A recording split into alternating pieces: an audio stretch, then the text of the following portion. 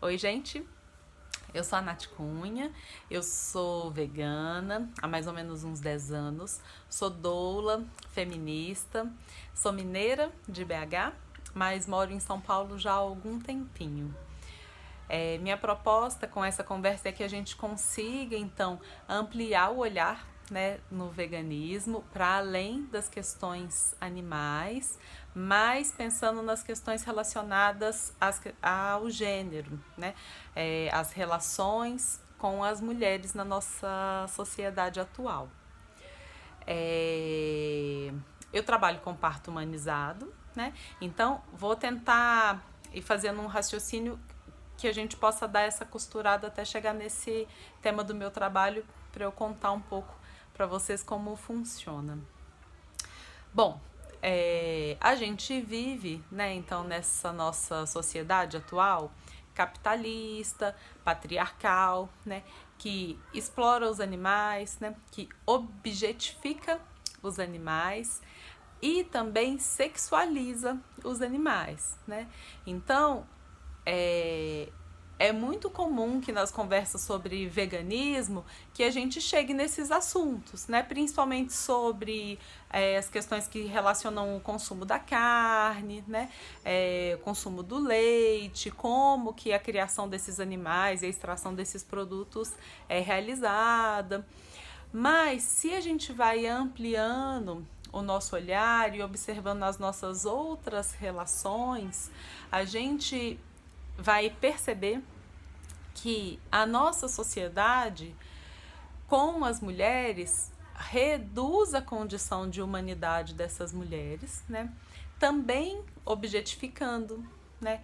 Animalizando. Então, olha que coisa, a gente sexualiza os animais e a gente animaliza as mulheres, né?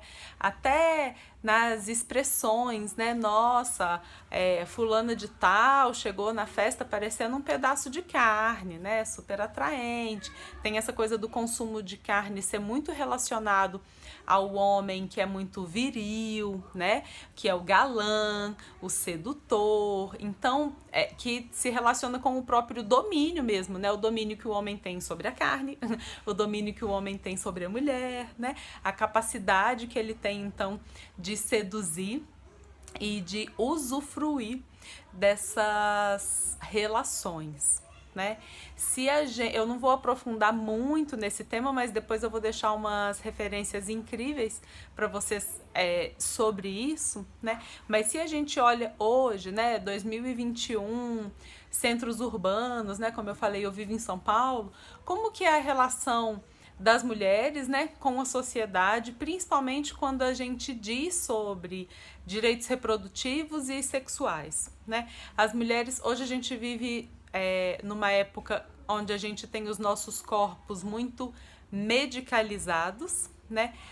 O que significa? Que a medicina tenta ali exercer um controle mesmo, né?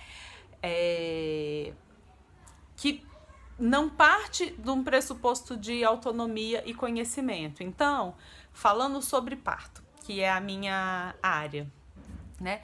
Quando as mulheres já sinalizam assim uma vontade de engravidar, às vezes para o ginecologista que já acompanha, né?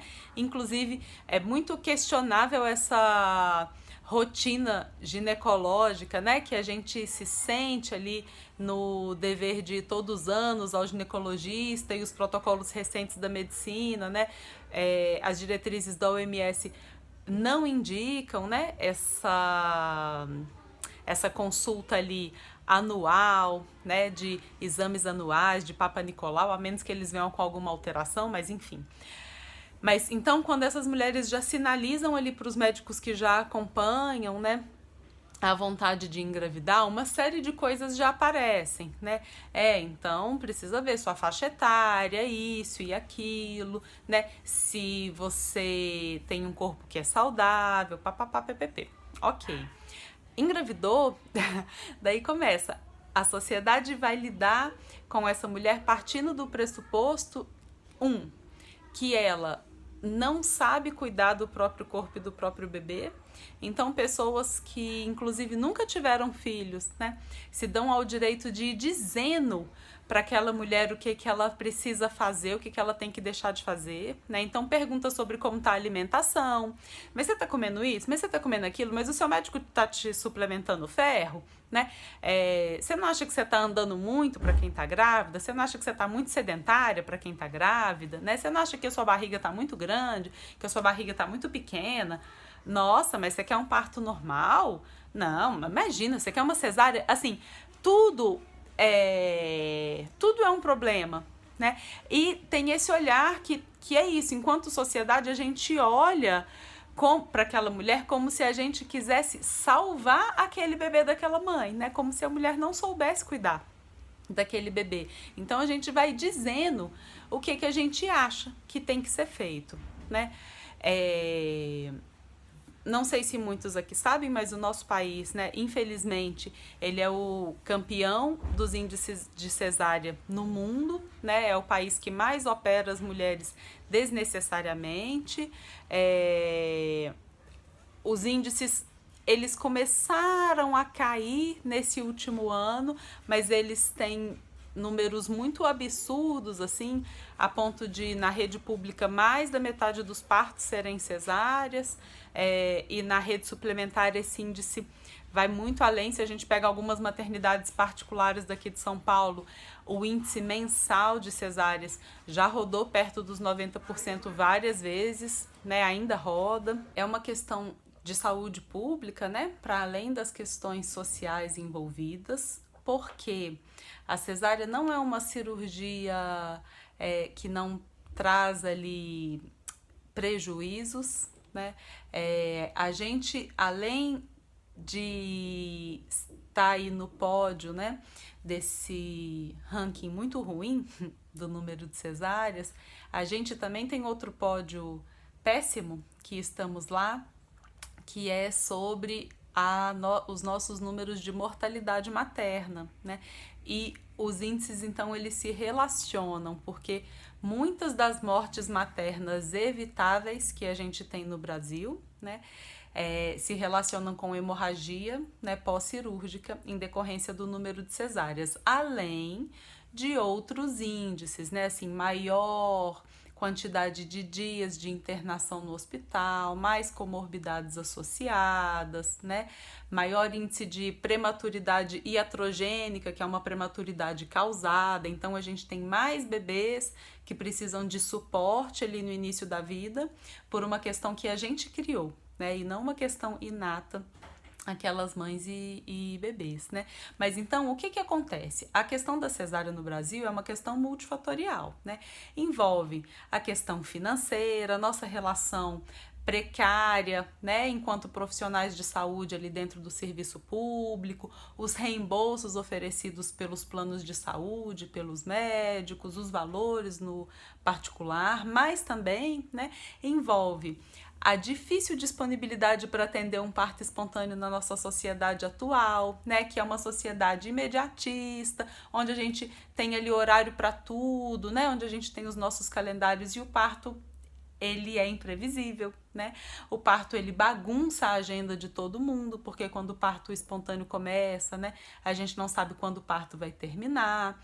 Então, ele é quase que antiprodutivo, se a gente pensa num sistema de produção ali, diferente da cesárea agendada, que eu consigo marcar no mesmo dia, né? Algumas cesáreas em série, eu sei a hora que começa, a hora que termina, não atrapalha a minha agenda, eu sei quanto eu vou receber naquele dia, quantas pessoas eu vou atender.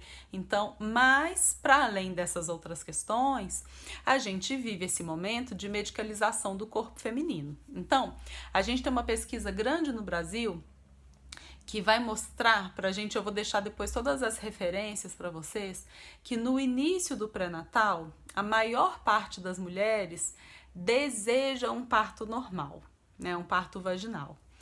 mas a maior parte dessas mulheres vai terminar numa cesárea eletiva. Então tem alguma coisa que acontece aqui nesse meio do caminho e não é uma questão clínica, né? Não estou dizendo sobre complicações na gestação que puderam indicar ali uma cesárea, né? Ou uma outra conduta, mas alguma coisa aconteceu nessas mulheres de corpos saudáveis que engravidaram e que começaram desejando esse parto normal, né? E que terminaram numa cesárea eletiva, possivelmente agendada, fora de trabalho de parto, né?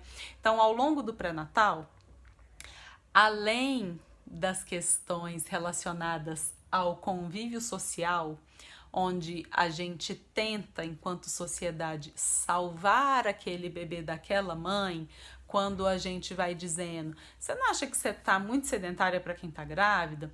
Você não acha que você tá exercitando demais para quem tá grávida? Você tá comendo isso, mas você tá grávida, né? Você não devia estar comendo mais folha, você não devia estar comendo carne, você tá tomando suplemento, né? Nossa, mas você vai fazer uma cesárea agendada, né? Nossa, você vai tentar um parto normal, que isso? Então, assim, a gente enquanto sociedade, a gente entende que a mulher grávida, ela é incapaz de cuidar do próprio corpo e consequentemente do corpo do bebê.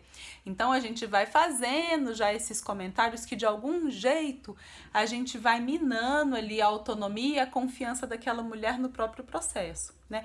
Isso também acontece no pré-natal, quando à medida que o pré-natal vai rolando, né, os médicos vão dizendo, bom, não sei, vamos ver, né, se tudo der certo, você tão baixinha, será que você dá conta de um pré-natal, de um parto normal, né?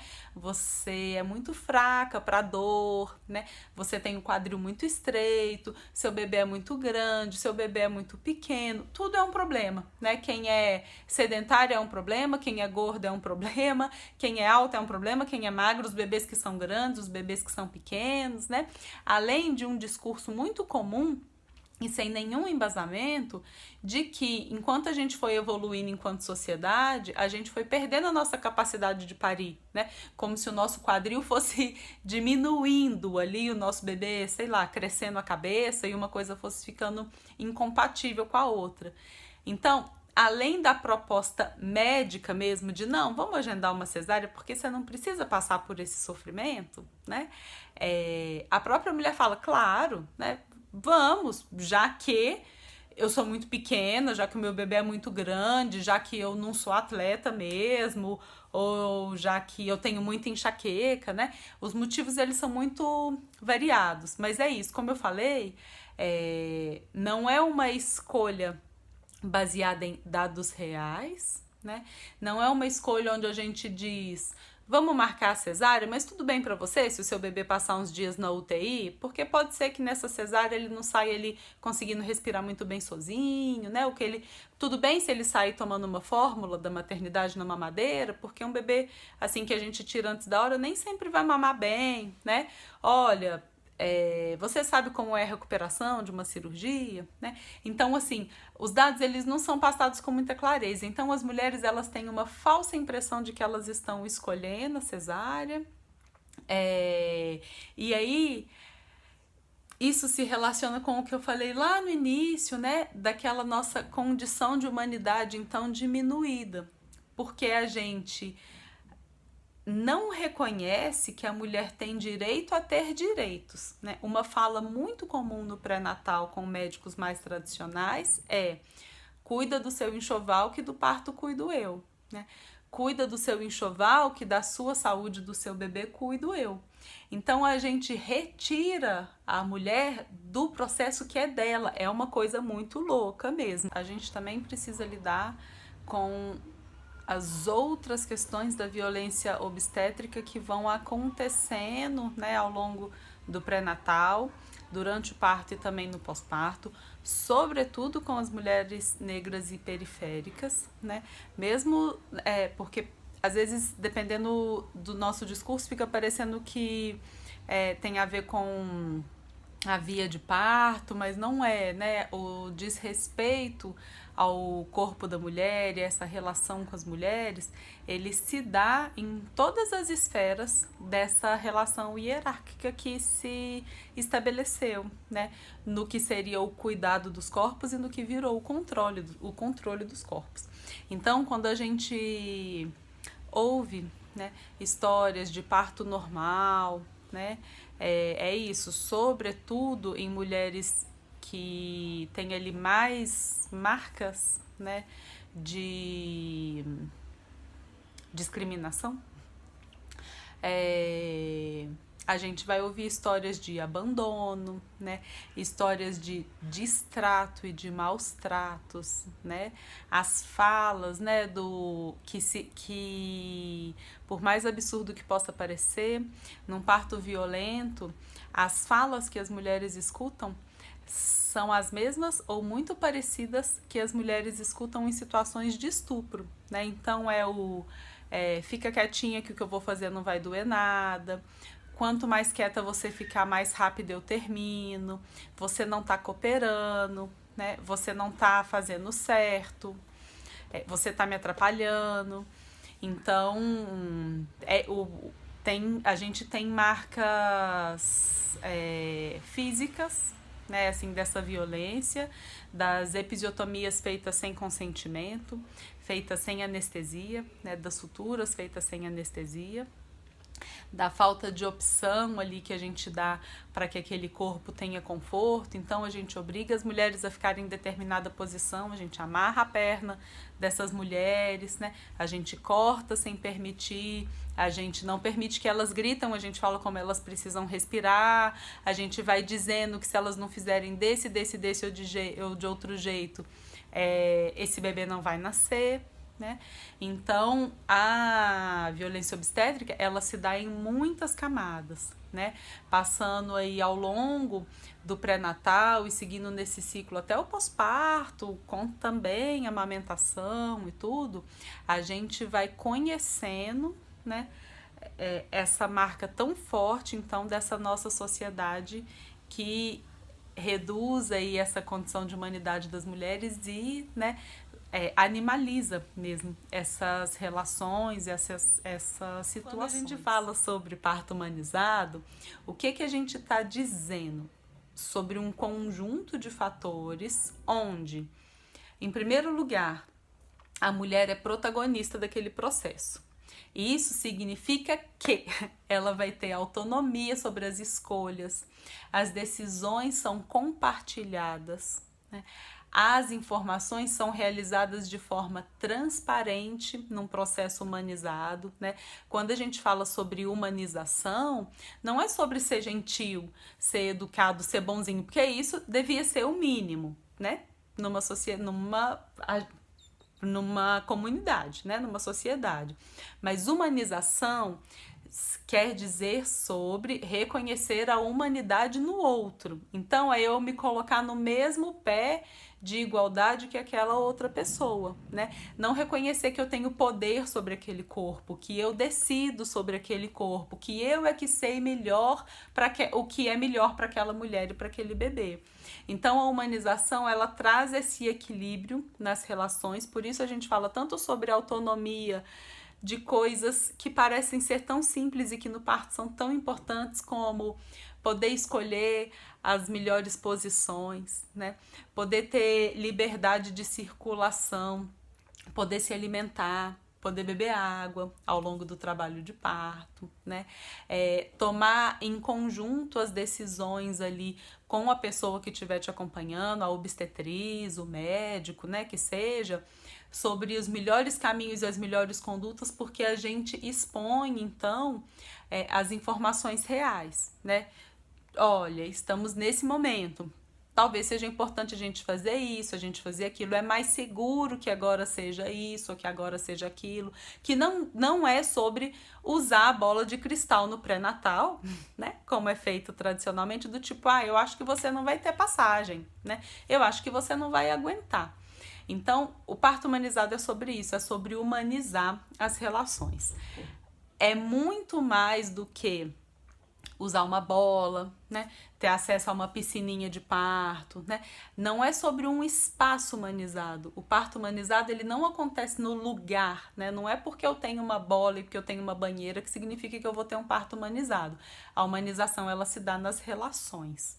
Então, quando eu proponho que nessa nossa conversa a gente amplie o nosso olhar, é porque se a gente fala tanto do veganismo, né, no veganismo da libertação animal, né, da gente pensar na autonomia e nos direitos daquele animal, se a gente não olha para as nossas mulheres na nossa sociedade, a gente está querendo uma sociedade que respeita os direitos de quem? Né? Dos homens e talvez nos animais, né? Mas então a ideia dessa conversa é que a gente possa então relacionar, né, todos esses fatores, porque pensar numa sociedade mais igualitária mesmo, né, é pensar sobre autonomia e direitos, né, não só aos animais, mas também para as mulheres dentro das nossas próprias relações, né, trazendo aqui o meu olhar específico para vocês, que é sobre as escolhas, né, no parto e durante a gestação.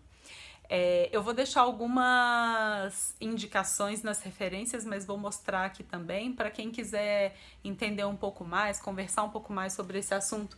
Tem esse livro aqui que eu super indico, é A Política Sexual da Carne, da Carol J. Adams.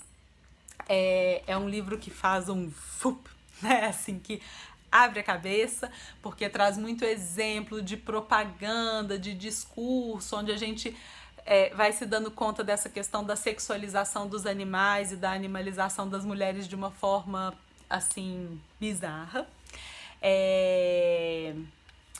Esse livro, ele também está nas plataformas digitais e muita gente compartilha o PDF dele de forma gratuita, então não é uma coisa difícil de encontrar.